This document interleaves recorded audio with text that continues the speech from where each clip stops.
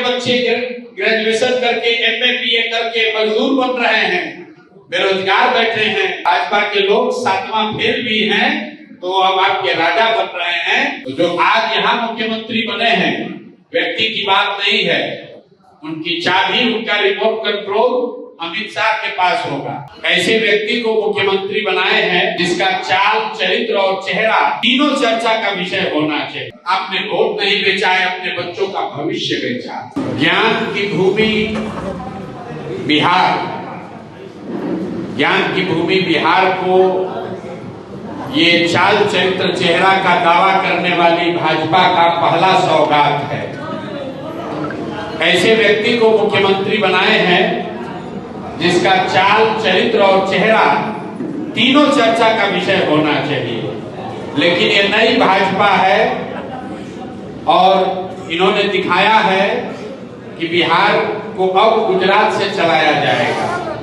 मैंने पहले भी कहा था, मुख्यमंत्री कोई भी बने, अब बिहार को गुजरात से चलाया जाएगा, गुजरात के हितों को ध्यान में रखकर चलाया जाएगा।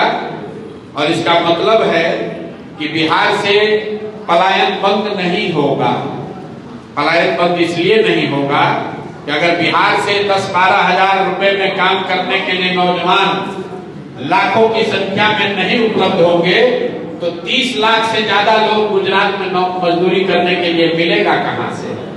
तो जो आज यहाँ मुख्यमंत्री बने हैं, व्यक्ति की बात नहीं है, उनकी चाबी, उनका रिमोट कंट्रोल अमित शाह के पास होगा, जिनकी प्राथमिकता ये है कि गुजरात में 10-12 हजार रुपए में काम करने के लिए लाखों बिहार के लड़के ट्रेन में, बस में जानवरों की तरह बैठकर जाते रहें। आने वाला जो समय है उसमें गुजरात का आदमी फैक्ट्री में मालिक रहेगा और बिहार के बच्चे उन्हीं फैक्ट्रियों में मजदूरी करेंगे।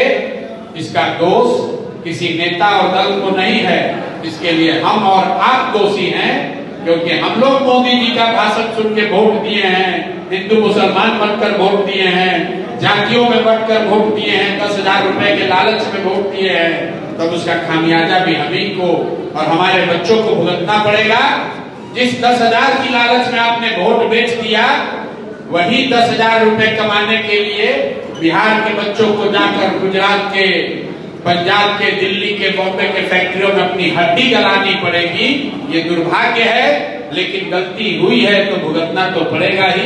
यही बात आपको आज बताने आए हैं। सर, एक लास्ट क्वेश्चन है, अपकमिंग इलेक्शन में भी यही चैलेंजेस आएंगे, कैसे दूर करेंगे आप? भाई, चैलेंज हमको नहीं दूर करना है, चैलेंज तो बिहार की जनता को दूर करना है। उनको तय करना है कि उनको मुख्यमंत्री के तौर पर कौन चाहिए। अब चेहरा आ गया सामने, अब देख लीजिए, आपके बच्चे ग्रेजुएशन करके एमए बीए करके मजदूर बन रहे हैं, बेरोजगार बैठे हैं और भाजपा के लोग 7वां फेल भी हैं तो अब आपके राजा बन रहे हैं।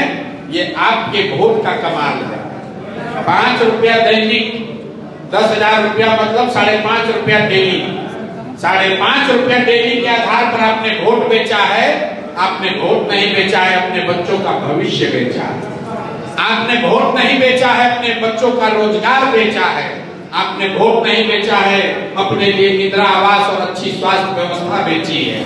तो अगर गलत करोगे भाई तो गलत ही होगा।